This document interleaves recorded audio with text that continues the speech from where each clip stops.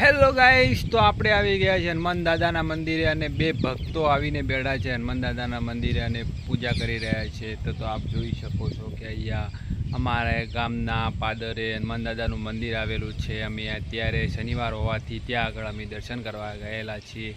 તો આ બે મિત્રો આવીને હનુમાન દાદાના મંદિરે દીવો કરી રહ્યા છે અને આપ જોઈ શકો છો કે મંદિર અહીંયા આગળ મંદિર છે. તો આ રહ્યું મંદિર, આપ જોઈ શકો છો.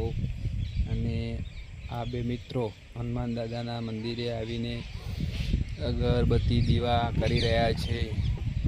તો આપ લોકો કમેન્ટમાં જય શ્રી રામ, જય હનુમાન દાદા, જય કૃષ્ણભંજન દાદા લખી શકો છો. જય. ચાલો, આપ જોઈ શકો છો કે આ છે અમારા ગામના હનુમાન દાદાનું મંદિર છે અને તમે જોઈ રહ્યા છો અત્યારે દીવા અગરબત્તી થઈ રહી છે અને આ છે હનુમાન દાદાનું મંદિર. તો આપ લોકોને વિનંતી છે કે દરેક લોકો કમેન્ટમાં જય શ્રી રામ તો લખી દેજો.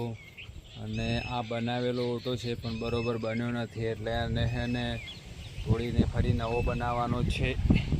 ગામ લોકોએ કીધું છે કે આપણે હવે નવો બનાવી દઈએ ઓટો, તો એનું કામ ટૂંક સમયમાં ચાલુ થઈ જશે. તો આપ જોઈ રહ્યા છો કે દીવા થઈ ગયો છે હનુમાન દાદાનો અને તમે જોઈ શકો છો આ છે મારા હનુમાન દાદા. જય શ્રી હનુમાન દાદા.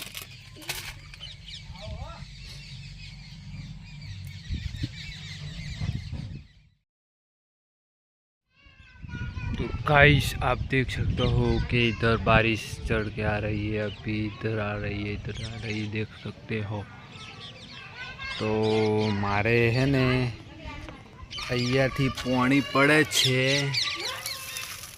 તો મારે હે ને આ બધા નળિયા સરખા કરવાના છે, એટલા માટે હું ઘર ઉપર આવી ગયો છું.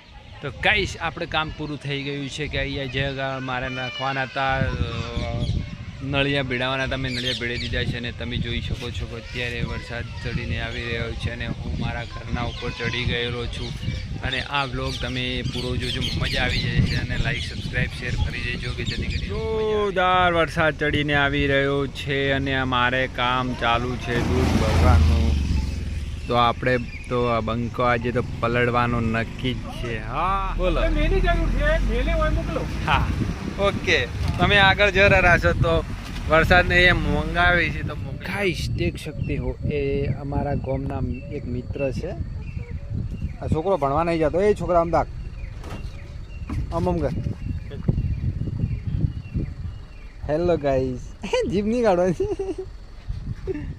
હેલો ગાઈસ, તો આ કહેવાય છે અમારા ગામનો મોટામાં મોટો હોળો. તો અહીંયા વરસાદ આવે તો આખો રસ્તો બ્લોક થઈ જાય, એના માટે અમે ફટાફટ અહીંયા નાળા ફીટ કરાવી દીધા છે અને ત્યાંથી પાણી નીકળી શકે એના માટે કોઈ રાહગીરીને તકલીફ ના પડે એના માટે અહીંયા મસ્ત કરી નાખ્યું છે. અને જોઈ શકો છો કે હજી તો વરસાદ બૂમ પડાવવાનો છે, ચારે કોર ચડી રહ્યો છે. તો શું કમેન્ટ કરજો.